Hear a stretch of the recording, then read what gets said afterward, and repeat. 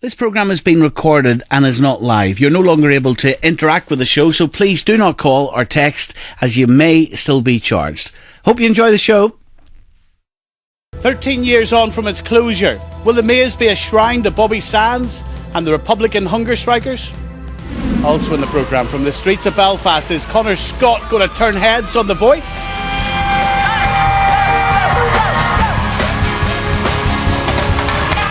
He's live in this studio tonight, ladies and gentlemen. He certainly is. All right, well, is it okay for a mother to pay for her disabled son to lose his virginity? We'll debate it and find out what forced me into this.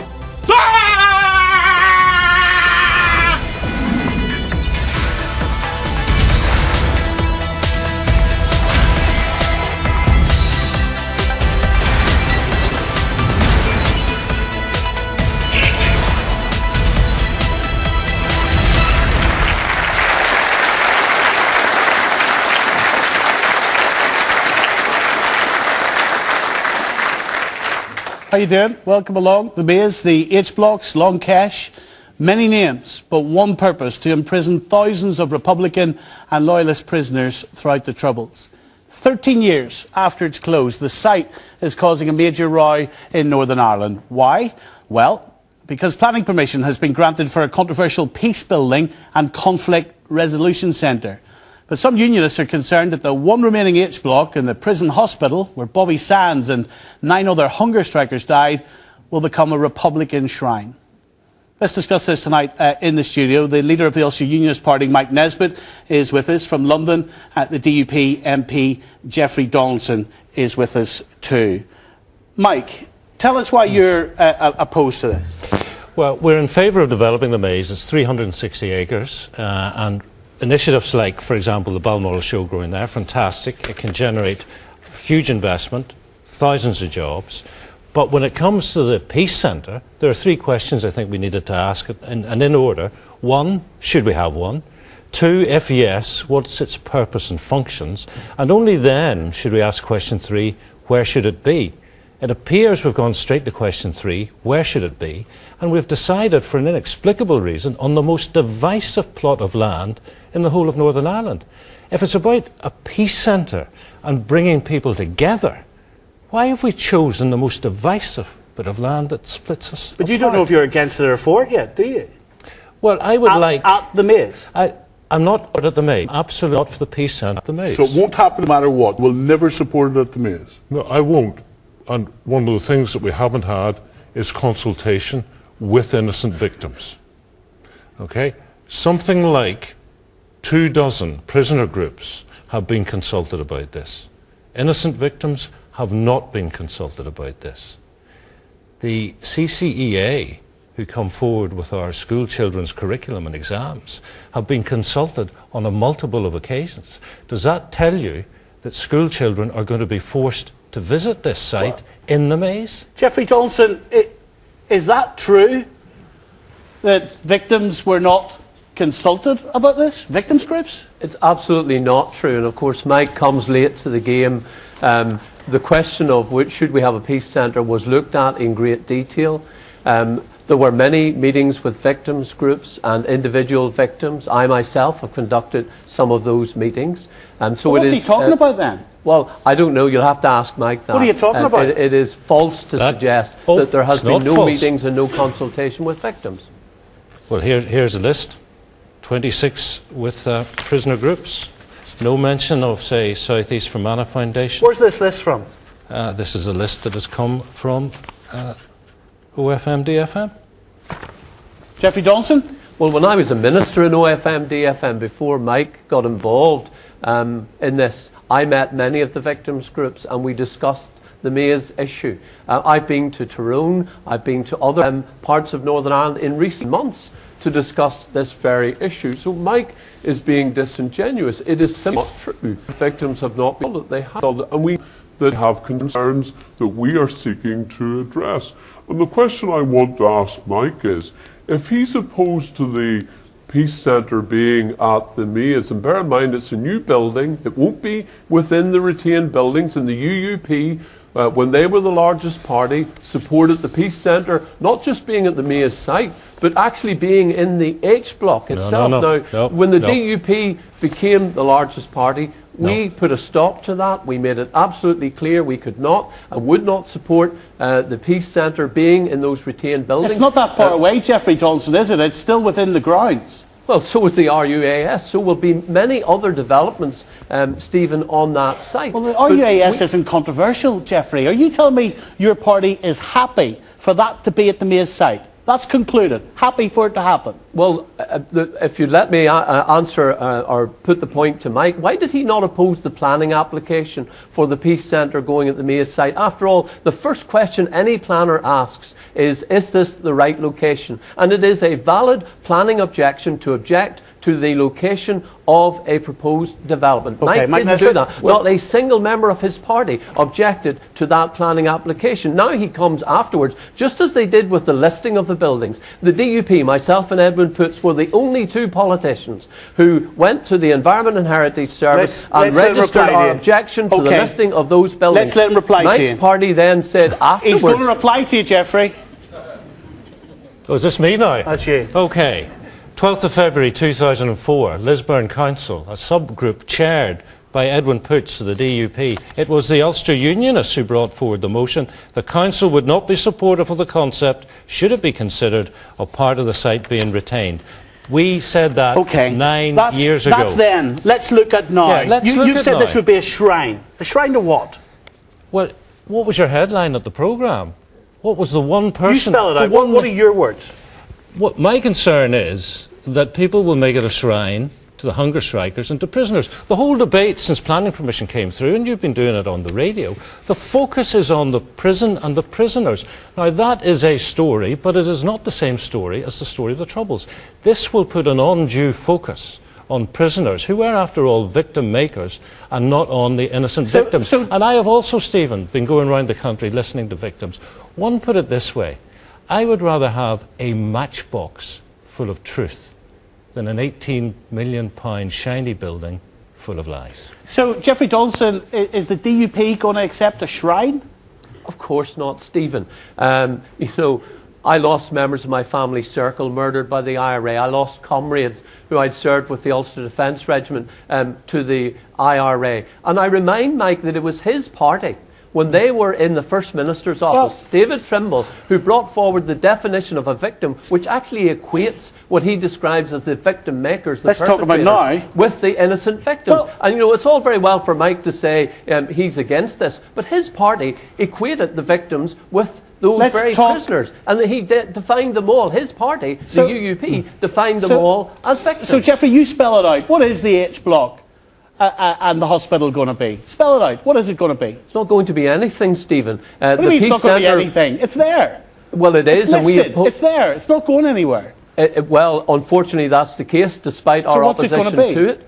But the Peace Centre is a new building. It's designed by an architect who designed the memorial to the victims of terrorism at 9/11 in New York. He's not going to design a shrine to terrorism. And the Peace Centre will be the focus for building peace in Northern Ireland. It will not be about glorifying terrorism. Okay, so Jeffrey, the H block and the hospital, are you going to ban tourists from visiting it?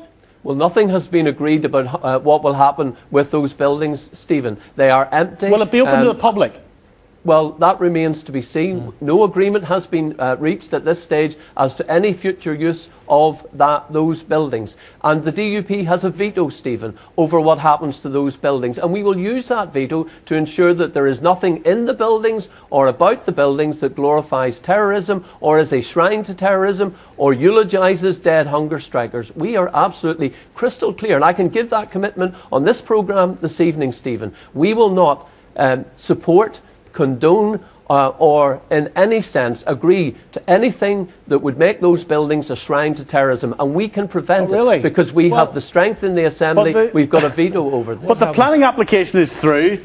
For the new Peace Centre. The planning application is through. This is going to be built. Money is going to be spent. Yes. So let's see what Sinn Féin, if they agree with your words. We can go to our foil studio in just a second. I just want to remind you how to contact us before we do so. The numbers will come up on your screen, 08459 555 678. Now, calls cost up to 5p per minute for most landlines. Additional connection fee may also apply. If you're calling us from a mobile, it may cost considerably more. If you do want to tweet us, at Stephen Nolan or the hashtag BBC Nolan. If you're texting us, text will be charged at your standard message rate. Raymond McCartney is our foil studio, of course, from Sinn Féin. Obviously, Raymond, this whole issue is so important to you, given your past. In fact, let's just remind ourselves, and I think it would be worthwhile doing so, let's just remind ourselves, if we can, of how important it's been to you. And what I want you to do at home tonight, if you are texting us or calling us, I want you to tweet us, at Stephen Nolan. Let's just have a look at this. We are prepared to die to prove that we are special prisoners. And you've just heard Jeffrey Donaldson say there is no way it will be a shrine to hunger strikers. You were one. Well, I think the whole concept of a shrine is a misnomer in this context. Right from the moment that Long Cache closed, there was a discussion opened up how best to optimise the use of the site. And Republicans, and indeed Sinn Féin, have always argued that it's a site of historical significance, that history should be preserved, and that there should be a dialogue how do we do it in a sensitive way. And I think that's what has unfolded. And in recent weeks, we have seen the latest stage of that process with the planning application being approved. And the remarkable thing about it, and I was on the Long Cache Development Group for a number of years, is that all the developers who have looked at the site have all said that the best way to optimise the development bias of it was to ensure that the historical legacy was preserved. You can hope for all you like. You've just heard Jeffrey Donaldson reaffirm again on this programme that there is no way he will support or condone it. In fact, the possibility remains that the DUP will ban it from even being open to the public. Well, let's deal with it in terms of the facts. At present, the prison buildings have been retained. There's now planning permission and approval for the new building to go ahead. That's the new building? And the construction, but the prison buildings are there. What has got us to where we are today has been a process of dialogue. And I think if we continue in that process of dialogue, then we can achieve outcomes which will ensure that the site is preserved, that the history is preserved, and that people will be given the time and space to tell their story, and we all can listen to one another's stories. What's going to happen if the red line for the DUP is it's banned to the public? There's no way they'll tolerate the public going into it. Well, the old prison site we're talking about. I think we have to sort of deal with that in the time when that's put on the table. But I think every person... It's on the table now. The Development Corporation, anyone who's examined the site over the last number of years, have all said that it should be a place open to the public, that the history of the site should be preserved. Tell them what story, Raymond? Well, I mean, there'd be a number of stories, Stephen. I mean, what would your story be? Well, my story would be very, very simple. That I was a Republican. I was part of the Republican family. I was a prisoner, a political prisoner in Long Cache. I'm very, very conscious that our people will have our stories.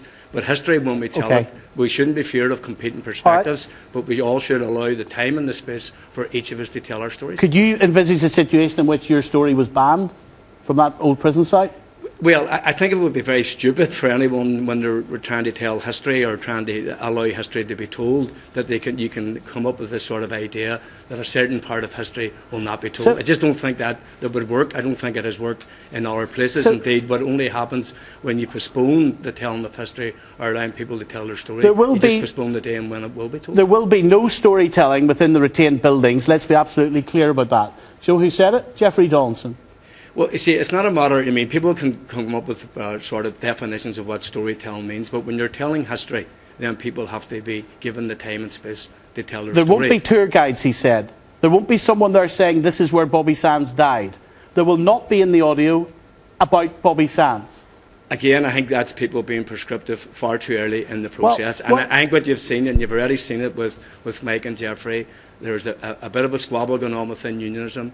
Mike needs reminded, as Jeffrey has done tonight, that David Campbell, the then chair of the Ulster Unionists, headed up the first panel that examined this site, and it was them that's come up with the way forward, agreed by all the other parties. Actually, what Mr. Campbell insists that he did was that the decision had already been made, he claims. The buildings were listed, that he would have protested against it, that he did protest against it. And Mike, I'm sure you can back up Mr. Campbell if you choose to do so. He does, and that indeed he would say that the listed buildings came from direct rule, not him. That is correct. And the panel had...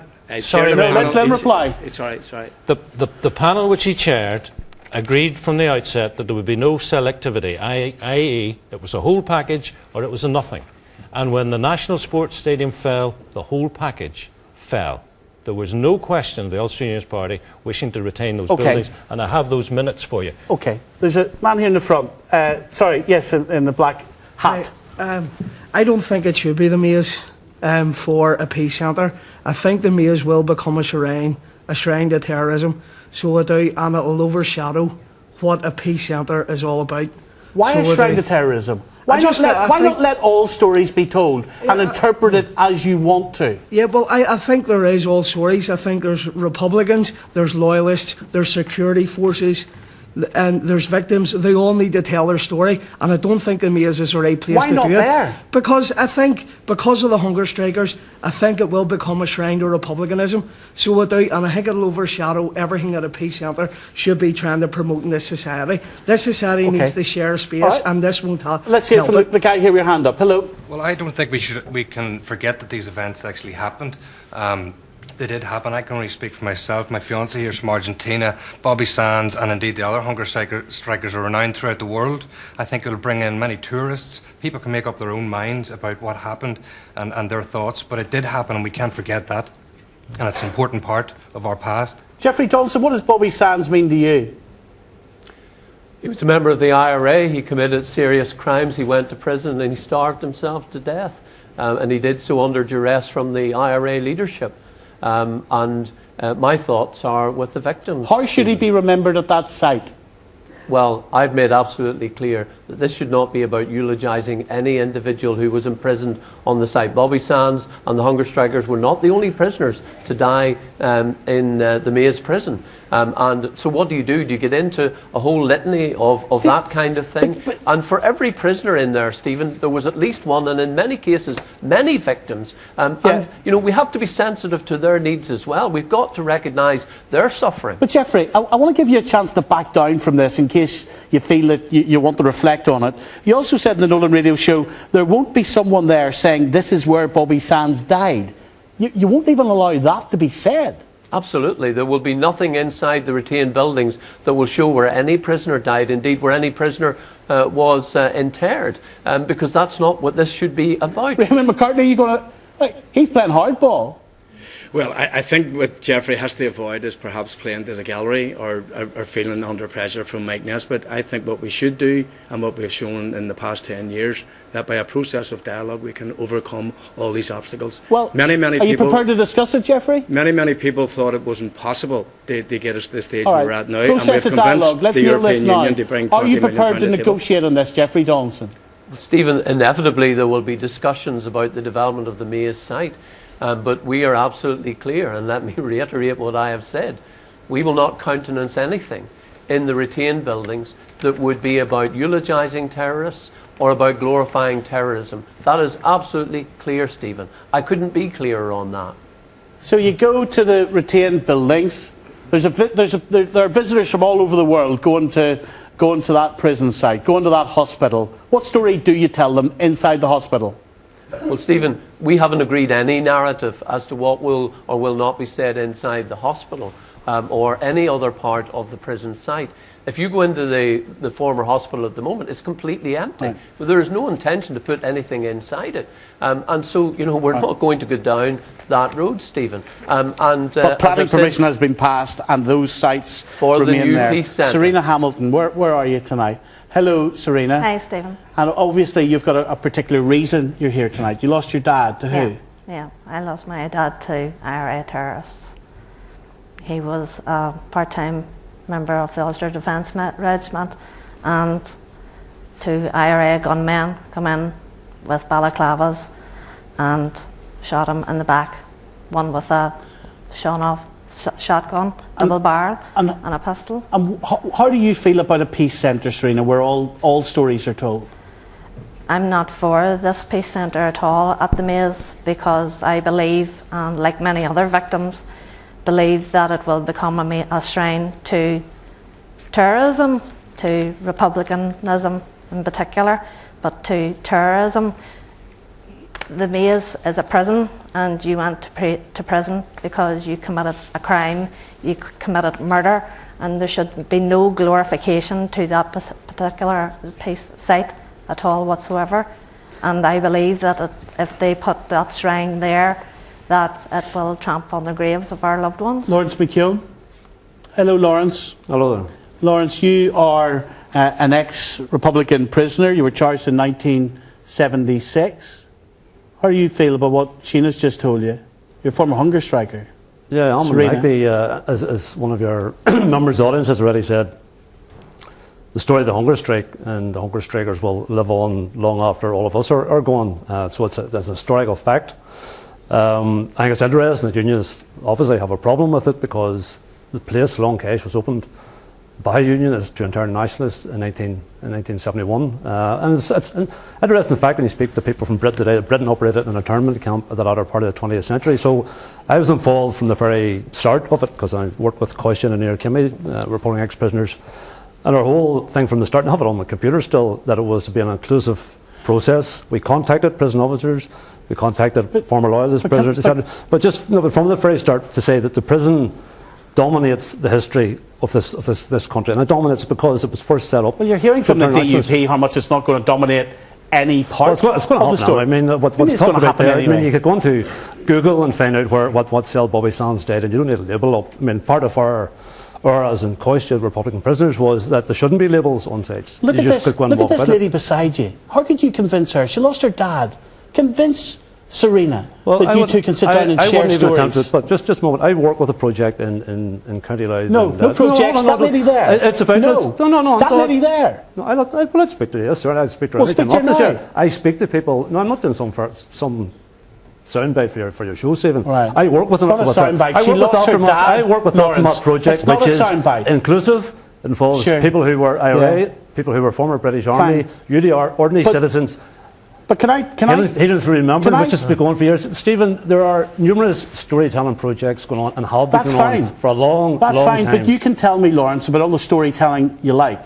But with respect, it's not a soundbite. That's a real person sitting beside you. She lost her dad to the IRA, and I'm asking you to speak to her and try to convince her why your story should be told as well. Why? There she is. No, I'm not going to get into some game. I'm saying everybody's story should be told. I think her story should be told. Stephen, my father was murdered. Would you like to speak to Lawrence? He didn't leave. My father didn't go out to shoot anybody. My father was an innocent, decent, law-abiding man. He was in a civilian job on the day that the two gunmen went in and shot him in the back. They were out to murder my father, and whatever propaganda or whatever group you belong to, murder is murder, and murder is wrong, no matter where you come from.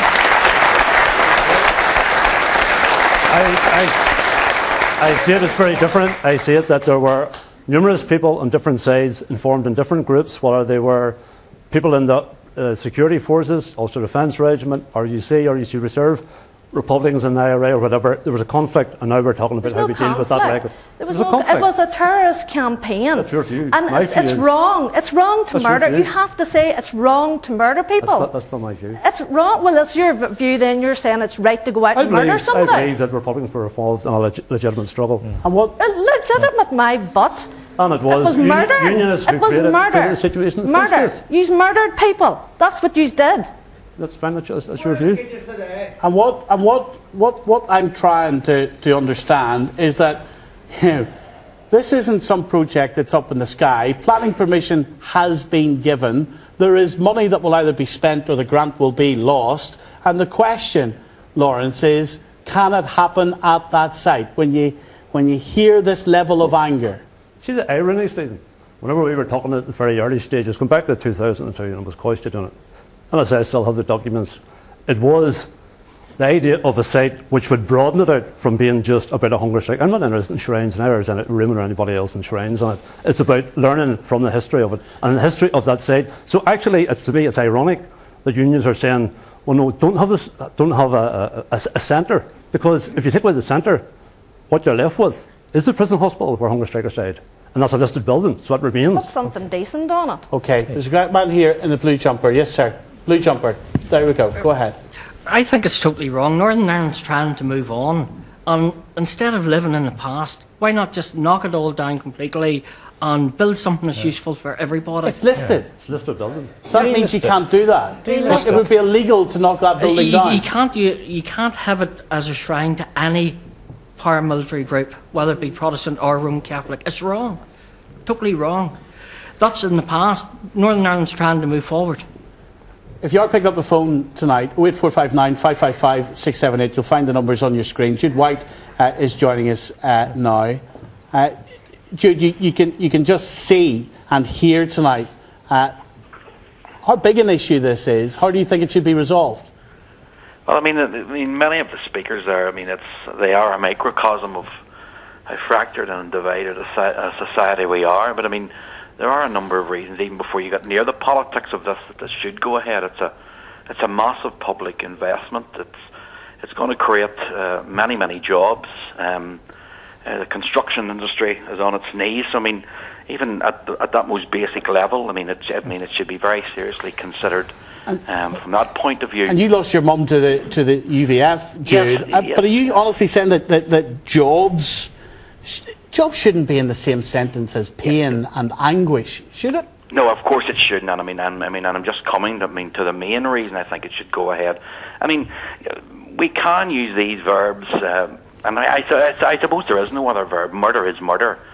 My mother was murdered along with a young policeman by the UVF, and I subsequently became a great friend of David Irvine, who was offering analysis to the same organisation that murdered her. And I mean, in many respects, the man that I got to know, I have to ask your audience, do you think he was a criminal, for example? I don't. I think the vast bulk of people who were in this jail, over 25,000 over the years, the vast bulk of them would never ever have seen the inside of a jail ever in a normal society, and we have to try and acknowledge that we have a different perception of this. Jude, thank you. Thank you very much indeed. And I guess, Mike Nesbitt, for those people that would accuse you of playing to the gallery tonight, they would also remind you that you were in favour of releasing the prisoners. Your party was in favour of releasing the prisoners under the Good Friday Agreement. Yeah, but all the parties that bought into the Belfast Agreement went with that. But it wasn't new. 438 prisoners had already been released early by the Northern Ireland Office in the years up to... And let me tell you this, Stephen. So if you support the principle of them being released... There isn't a single ex-prisoner on the streets today who would still be in prison had we not had early release. It's over. That bit's gone. But if you support the principle of early release, why don't you support the principle of everybody telling their story where it happened, at the relevant site? Because everybody's story isn't about being a prisoner in the maze. Most people's stories are about being victims. Some people's are, Mike. Yes, some are, and I'm not saying don't tell those stories. I'm saying don't tell them there on the most divisive plot of land that we've got. I say if we're going to build it, why not think about building it on the Crumlin Road? So we've got a prison there. We've got a courthouse there. We've got a tunnel there. More people were killed per square mile. So lose the grant if we have to. And you don't have to lose the grant. You don't have to. More people per square mile were killed in North Belfast than any other constituency. It has higher unemployment and multiple deprivation than most wards in the whole of Northern Ireland. That's where you should put it if you're going to build it. So if Bobby Sands' death and those like him were going to be marked, where would be acceptable to you? You'd have to agree a narrative, and Jeffrey's all made it clear that they've gone to an agreement about building this centre without knowing what's going to be in it. It's like commissioning an architect to say, build me a home, and then when he's built it, you say, how many bedrooms have I got? Where would be acceptable to you? I've told you, build it at the Crumlin Road. Crumlin Road, it would be acceptable for you to mark Bobby Sands on the Crumlin Road? You're going to have to tell the story of the entire thing, Stephen, the entire troubles, but it's about more than prisoners and it's about more than victim makers. Can I just say, because we're talking a lot here about a shrine, I do not expect that there will be official tour guides saying this is the bed where the sainted Bobby Sands gave up his life for Irish freedom. What I'm talking about is... Some people will want to say that. I know, and what happens? Can't we have two alternative stories? What happens when a coachload of 35 rich and influential Irish Americans pull up and they all get off with flowers to commemorate the hunger strikers? Do we have to call Matt Baggett and say, send in the water cannon? You can pick up the phone tonight if you want. There's the number on the screen. The text 81771, the email nolan@bbc.co.uk, at Stephen Nolan on Twitter. Ladies and gentlemen, give our guests a round of applause. Thank you very much indeed. Thank you.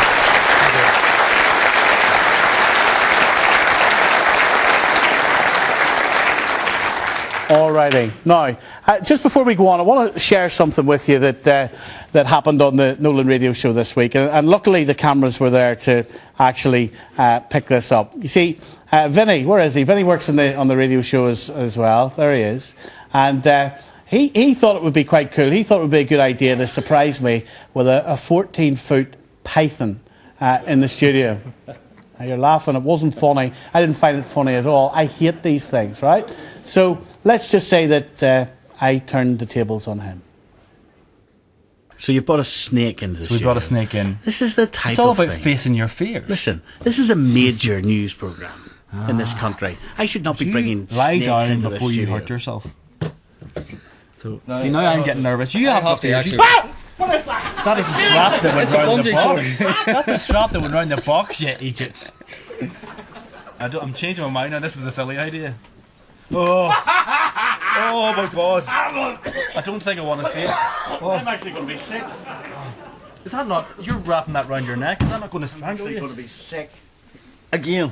This thing is that thick, I couldn't even put both my hands around it. Clemmy, don't let it! How do you overcome fear? How much fear can actually hold you back in life? So does this really work though? If you face your fear, like it is disgusting. It's not like heights. I think it's just going to swoop around and bite me. But you're not food. This is just eating 2 rabbits. Rabbit round I his... don't want a rabbit around me.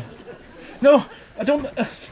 Oh! What's the head? Move the head, Okay. You keep hold of the head. In 20... Where's it? I don't like it. There we go.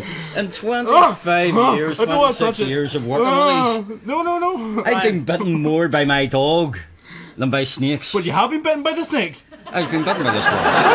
Get it off me! Please don't make a suggestion. Could you leave that there and could I speak to you outside? Sure. No, Brian, please. Okay. Go ahead, Brian. No! Just leave it there. It is choking me! You and I'll... You just... This is not funny now. Move! No! Don't worry about it. Brian! Brian, the head's moving towards me. That's Vinny, ladies and gentlemen.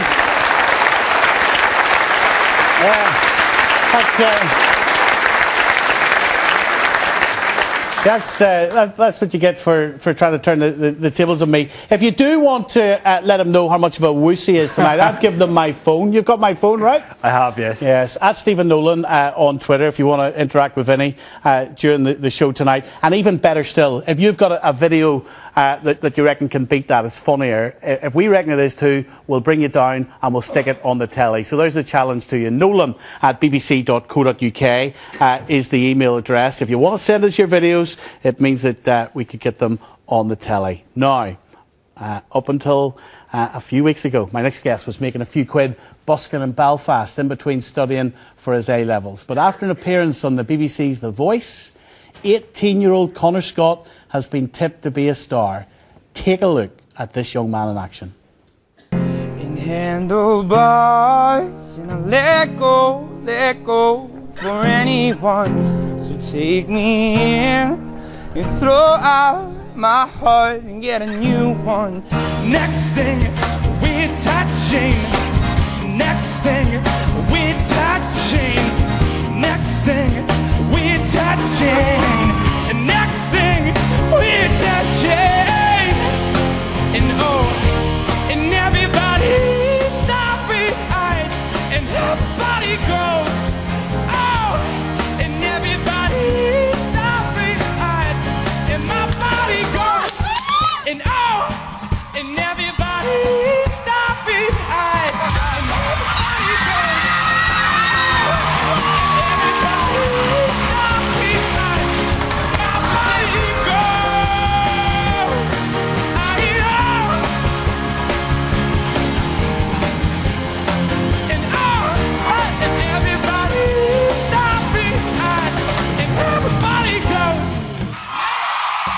What's your name? My name's Connor. I'm 18 and I'm from Belfast.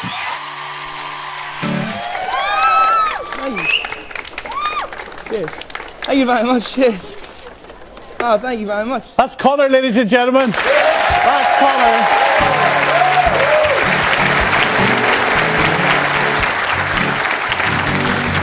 I've been trying to do it right. I've been living a lonely life. I've been sleeping here instead. Sleeping in my bed. Sleeping in my bed. So show me family and all the things that I will bleed. I don't know where I belong. I don't know where I went wrong, but I can write a song, yeah. 'Cause I belong with you, you belong with me, you're my sweetheart, yeah. I belong with you, you belong with me, you're my sweetheart, yeah. I belong with you, you belong with me, you're my sweetheart, yeah. I belong with you, you belong with me, you're my sweetheart. Hey! Oh! Hey! 'Cause love, we need it now. So let's hope, yeah, for some, hey! 'Cause oh, we're bleeding now. I belong with you, you belong with me, you're my sweetheart, yeah. I belong with you, you belong with me, you're my sweetheart. I belong with you, you belong with me, you're my sweetheart, yeah.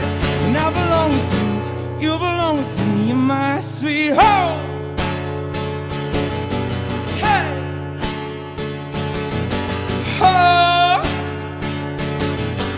Hey!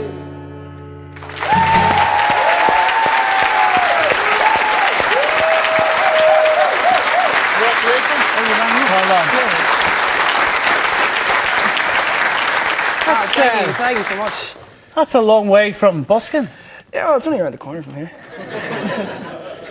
And it's written all over your face, Connor, that you're loving this. Yeah, it's not bad. You know, it's just a bit hectic. Just since, you know, I think it was like 3 or 4 weeks ago, and knowing that everything was happening, because this was all done like a couple of months before, pre-recorded. So I had to keep it quiet for a couple of months, and now it's just blew up, and I'm just trying to soak it all in and enjoy as much as I can and grasp as much as I can from it, you know. And it's your enthusiasm is infectious, and the reason you are so enthusiastic is because it's genuine. This is what you really, really want to do from how young? Since I probably figured out that music was like the only thing that I really had a proper passion for, you know.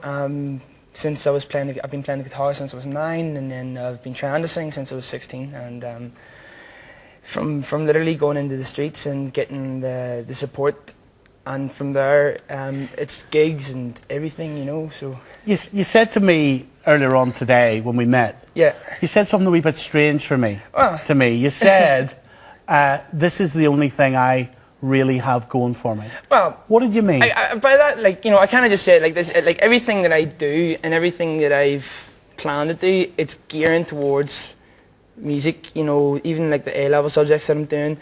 I'm not really planning on going to university this year. After, I'm planning to take a year out. Your teachers will be delighted with that, of course, won't they? Yeah. But yeah, you know, like I just everything I do and I put in, I just try and put 100% effort in, and you know, you got to work hard in an industry like this. You know, it's hard to catch a break. And what did you do, seriously? Do you go out on the street and you start busking? Is that it? Yeah, it literally started from like from whenever I was in my GCSE class, and my mate who I used to play with just said, "Do you want to go in and sing a few tunes?" And we made like 20 quid, and I was just like, happy days, and you know, that'll get me some food on the way home. But like, And then and then it just evolved from there, you know, because he lives in Crumlin, and I ended up just going out and busking by myself. And it evolved from there big time, because from the streets of Belfast and earning 20 quid, you then find yourself, right, sitting in a massive BBC studio across the water, and you're panicking that one of those seats, one of those chairs needs to turn around. Well, you know, I wasn't really thinking about that way. Like, you were a cool customer, right? I just want to play. I just want to play music at the end of the day, and there must have been a moment when Danny swung round, right? That must have... I didn't catch on at first. I was sitting and I was literally, I swear to God, I was just trying to indulge, and I was so overwhelmed by my performance, and I just kind of caught out the corner of my eye, and then I think you can see it on the show, like I'm singing, and then it just goes like that there, like I'm trying to sing and I got there side her, you know, so like, but what did it feel like, Conor? Amazing, properly amazing, and the fact that I'm through and I'm working with Danny, and I've had the chance now to like really get to know him, and he knows me, and it's like being able to be part of the whole show. It's an amazing experience. You're 18? 18. What's your dream? It's just to have a living as being a musician, playing gigs. I just want to play gigs and record songs and write songs, and hopefully people will enjoy them, and that's all I really want. So.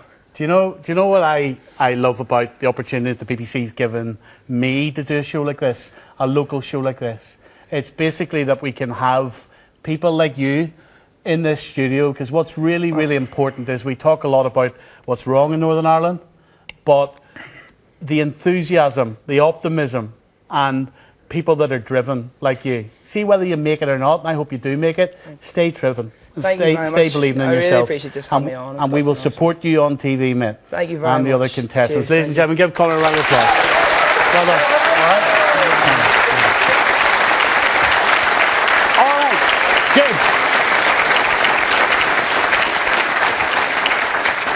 Look at that smile. Now, before we move on, shall we give you a quick reminder how you can get in touch with us tonight? If you do want to be tweeting, Vinny's taking your tweets up there on my phone, so don't be sending anything dodgy. It's at Stephen Nolan on the phones, 08459 555 678.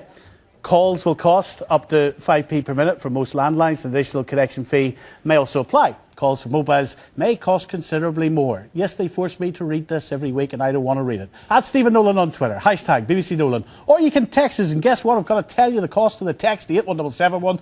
Text will be charged at your standard message rate. There we go. Now, next up, would you pay for your son to lose his virginity if they had a disability? Well, a mother has revealed this week she used a Belfast escort to do exactly that. Her only regret? That she didn't do it sooner. Now, if you're a mum or dad, would you consider this for your son or daughter if they had a disability? Kate Smurthwaite is here to talk us through this tonight. Also a former sex education teacher, Benedict Garrett, is with us as well. What do you think, Benedict? Well, listen, I think being a parent is a very difficult thing. I think part of the role of being a parent is to be looking out for the well-being, the health and the happiness of your child. I'm sure it's very difficult for her being a parent of a child with learning difficulties. I've obviously taught children with learning difficulties.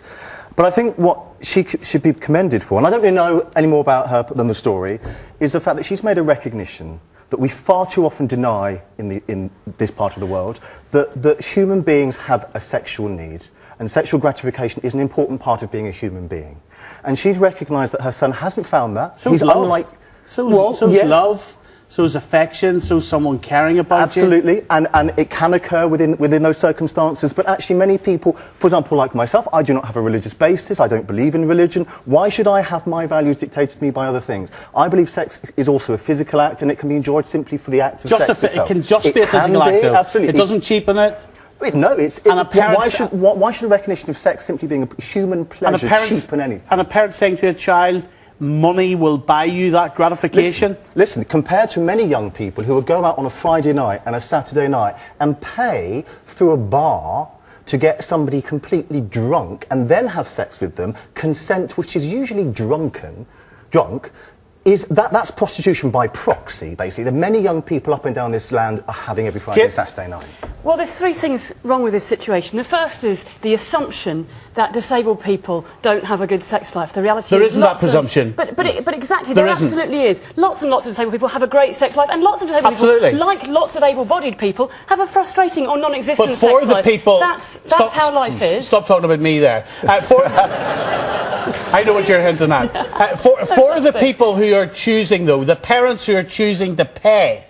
Well, and there's another problem, isn't there? In that if this person is not willing to have sex with you for free, and you're having to pay them, then is there really consent there? And the reality is, and I agree that somebody who's very, very drunk also isn't able to fully give consent in a way that I'm comfortable with. I'm certainly uncomfortable with it on that level. But I think, more importantly than this, we're creating a very weird and sort of unstandardisable system. And what we're going to have now, the Department of Work and Pensions coming around going, well, it's not a very serious disability, so you can only have oral sex. No, that doesn't seem to me... That, of course it can't work like that. How it has to work is that people go out and search for love and for relationships and for whatever they want, and that might be different. But what for if because of a physical disability you can't? But people can. People absolutely no, I'm can. Sorry, people should be given. Absolutely, I absolutely think people should be given support to get out of the house, to get out and socialise, to go and meet people. Whether they're disabled or able-bodied. For me, this isn't about being disabled at all. This is about simply people who cannot form the sort of relationships that you and I possibly can. Why should we deny those people who find it very difficult to do that the opportunity to do that? And for many of those people, the fact they're paying for it actually makes it a far more open and honest thing. That they're able to say, look, I'm paying you for it. I'm not expecting anything more from it. I want to be able to experience sex like I never have before, like I can't when I go out and meet people, because for whatever reason, and maybe because society ascribes what themselves... What you're missing here is the way that money is suddenly having a big impact on the potential for consent. And what we know about the sex industry is that it is riddled with abuse. There's a guy here in the red T-shirt. Yes, sir, in the glasses. Yeah, I'm completely against it. I think it is wrong for women to work as prostitutes, and the responsibility is on the women not to do it. Do you think I'm a prostitute? Do you think what I'm doing is wrong? Yes. As a man? Yes, I think that is disgusting as well. Based on what? Based on what? And I think you're putting yourself in danger by doing it, because you don't know whether it's going to happen to you. Well, so are plenty of people doing many other jobs, like the poor individuals who worked in terrible factories in Bangladesh. And are we blaming the whole of the fashion industry for the fact that those people are being maltreated in those industries? So what's your first name? Paul Kern. So what that mother found, the situation she found herself in, was that she wanted her son to experience what a lot of other people will experience, sex. Because of his disability, both he and the mother felt that would not happen. And she didn't want him to miss out on that. I think it's too close to abuse. I just think if you're disabled, it's not appropriate to do it. And how is it? Where is the abuse? Sorry, did you just say if you're disabled, it's not appropriate to do it? Yes. To do what? Well, look, at the end of the day, some people are better off not doing it, you know? Sorry, that's utter discrimination. I think that was an appalling, disgraceful attitude. I'm sorry. Hold on. It's perfectly acceptable to say that. It's perfectly acceptable to say what? That if you're disabled, you're better off not having sex. Really? So how are they supposed to get their sexual gratification? What are they supposed to do? Well, sorry, hold on a minute. Have it denied. Hold on. Why? It may not be consent. It's taking advantage of somebody that has not got the same choices as everybody else. There's a lady up here. Yes, with your hand up. Hello, go ahead. I think there's such a big emphasis in this country for equality, be it educational, healthcare, with career opportunities. I don't think that physical relationships should be an exclusion for that. What do you think about what he's just said? I think... I won't get into it. I think that, we sort of feel the neglect. Hold on. I feel the neglect, like the sort of the psychological implications of being deprived of something like that. For a lot of people, losing your virginity is a rite of passage, and I think that everybody should be allowed that experience, be them with a disability or not. But I think what you're missing out here is you're absolutely right that disabled people's rights are very, very important, and I think that we're not doing nearly enough in this country to support them. But sex is not actually a right. You have the right to go and try and find sex. You have the right to meet people, and these days you can go on the internet and all this sort of stuff. But what you don't have is the right to sex, because in order to have sex, somebody else has to consent to participate in it with you. And you can't force somebody to do that if they don't consent of their own free will. And unfortunately, it doesn't seem like the sex industry is using any reasonable standards to assess consent. Carl has called us tonight. Numbers up on your screen how you can do so. Carl, you've got a spinal cord injury, is that right? Yeah, I'm a T12 paraplegic, like as of last year, May last year, like. And what's your view on this tonight? Right, prostitution, yeah, whether it be for a disabled person or able-bodied or anyone for that matter, it's the ultimate deal with the devil. But it's got to be done at the end of the day. It's where morality meets practicality, and that's the truth. In an ideal world, like, and I myself personally, I don't agree with it. For myself as a person, I won't go to see a prostitute. But since my spinal cord injury, I've been to see a sex therapist, which is bordering on prostitution in medicine, isn't it? It's all a big grey area, life, and things all have a meeting point somewhere in the middle, don't they? And prostitution is like I say, it's morality versus practicality, like and that. Yeah. When it comes to some people, not just disabled people. So like you wouldn't. Let me just get this clear. It's not good enough for you. You draw the line. You wouldn't do it, but you would advise other disabled people to do it. It's not a case of myself personally. It's not good enough for me. I believe, that it's used wrong. It's too powerful. Sex is too addictive to be sold the way that it is. You know what I mean? Okay. I don't mind paying for sex. We seem to be forgetting about the women trapped in the sex industry here. Okay, let's talk about the women trapped in the sex industry, who I actually know. 90%, and I've worked with a lot of survivors of the sex industry, 90% of women in the sex industry don't want to be in it. The average age of entry into prostitution in this country is 14. It's an absolute disgrace. We have to do something to tackle the abuse that is systemic. I will absolutely admit that there's an unsavoury side of any industry, including prostitution, but the women I know who work in it do it out of choice. They feel empowered doing it. There absolutely may well be a minority, and of course those will be the ones who've met. If you're talking about exploitation of women here, why on earth is it exploitation just because they're selling their genitals? But when we talk about selling your brain, you're selling your hands to work in a factory, that's not exploitation. Is the vagina cheaper than the brain? It's a different...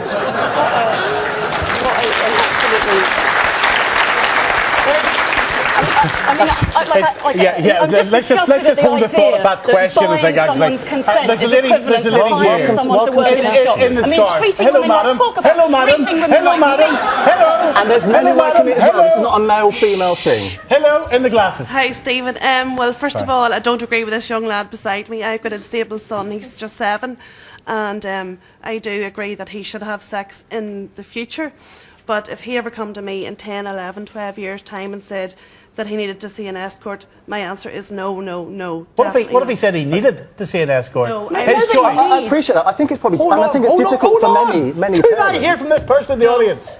No, it has to come from feelings first. I want my son to understand feelings before he understands I have to have a sex life.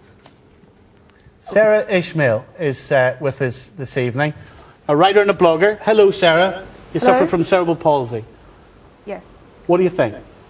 What do I think about prostitution and disability? What do you think about parents who would buy sex for a consenting disabled person who felt that they could not otherwise get it? Some disabled people, of course, can. Some feel because of their disability they couldn't get it. How do you feel about that? Yeah, I think the option should be open to disabled people to go for prostitution. I mean, just like it's open to anyone else. But they should be taught and able to realise that it's not the only option. There are disabled people who are able to find sexual partners for themselves, and it's taken a long time for people to realise that. And I think as long as people realise that, and it's only an option, and not the only option, then it should be open to everyone. Sarah, would you advise everybody then that it's free choice? Or would you say to people, look, don't buy it. No matter whether you've got a disability or not, able-bodied or disabled, find somebody who loves you. Don't find somebody that's going to take a couple of quid and walk away and not give a stuff about you afterwards. Yes, find somebody who loves you if you can, but there are some disabled people who are physically unable to have a physical relationship, and they should have the choice to have some human contact in any way that's possible. So, like centres that are opening, or there's one that's being planned to be open next year, to make physical relationships accessible to disabled people in a safe way that the workers and the disabled person understands that it's being paid for. Okay. Sarah, thank you very much indeed. Young man, I can tell you this right now. I know you want to speak again. Apparently, it's going doolally about you on Twitter right now. Not surprised. Not in a good way, I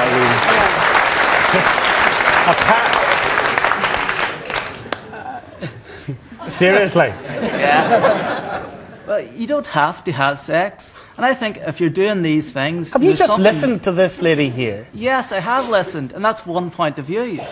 But there must be something missing in these people's lives. Well, they should pursue all their interests. God forbid that anything, not that I'm religious, God forbid that anything should ever happen to you, that you're rendered disabled, I think the point but you is- will still have sexual urges. I think the point is here that we shouldn't be telling anybody like how to live their lives and so on and so forth. What we should be saying though is firstly that we shouldn't assume disabled people don't have a sex life. We're not because lots of them do, presuming and that. we should Absolutely be, not. and that's great, and Okay. we absolutely should not be reacting with horror when we hear that some of them do. But at the same time, we should recognise that the sex industry has enormous problems within it, and I think that it's not a good Like any solution industry, to like any any industry, of these but that doesn't problems. mean the whole thing And when is bad. and when there are problems in the sex industry, it's about rape. We should deal with it. Hello, Liz. Rape? Yes, Hello, of course it Liz. is. Of course Are it you is. there, Liz? That's a whole other issue. Yes, Let's I not am. get Somebody into doesn't this. want to be in the sex industry. Go ahead, Liz. That's exactly the Hi. issue. Can What do you hear me? think? Yes, I can. Go ahead. Hi. I'm actually horrendous at that young lad sitting in the audience turning around saying about disabled people that actually can't have a normal sex life. If they're in love, why not? Come on, you answer me that, please. Yes, you, the guy with the glasses. Obviously, you haven't got a big sex life yourself. That's why you're saying that for. What did you say, Liz? Obviously, he hasn't got a good sex life himself, Stephen.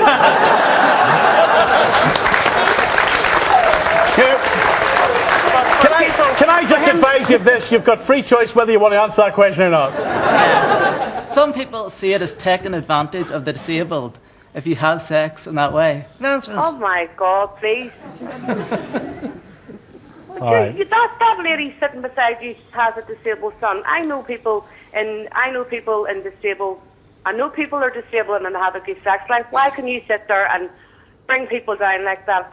And you've a little smirk on your face yourself. Bloody horrendous. Okay. All right, Liz. Thank you very much indeed. Ladies and gentlemen, please give our guests... Oh, we've got Becky on the line, actually. Hello, Becky. Hello, how are you doing? Go ahead, Becky. You're a sex facilitator. What's that mean? Yeah, I am indeed. I run a service called Paradoxes that helps people with disabilities find sex workers if they're looking for I them. can give you 20 more seconds, Becky. What would you like to say? Just really that I agree with Sarah, your blogger, that if people with disabilities feel that they want to have sex one way or another, then they should be allowed to do so.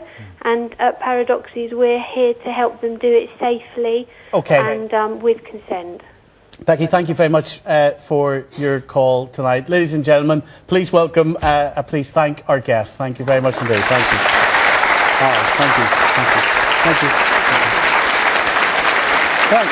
So look, that's about all we have time for tonight. Just to remind you about tickets for the show. If you do want to apply for tickets and be in the Nolan Show audience, bbc.co.uk/tickets is the address that you can apply for. If you do want to send us a story, nolan@bbc.co.uk is the email address. You know the radio show is on every morning from 9 o'clock in the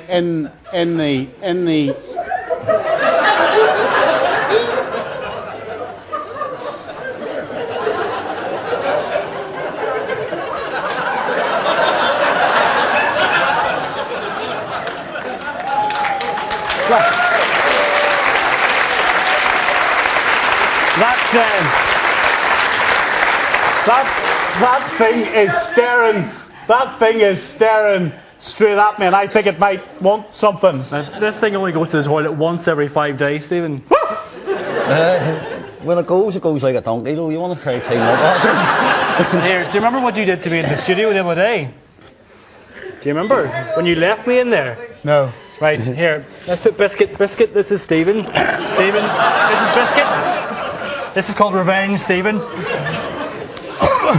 Right, don't move. If I could get my hand out. Oh my goodness. We'll leave this with you. Come on, Night, Brian, let's everybody. go. Let's go. Night, everybody. someone, it's look.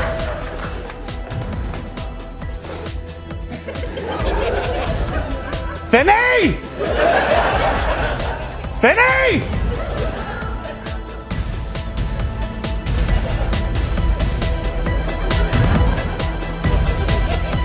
Go see the kid in the glasses.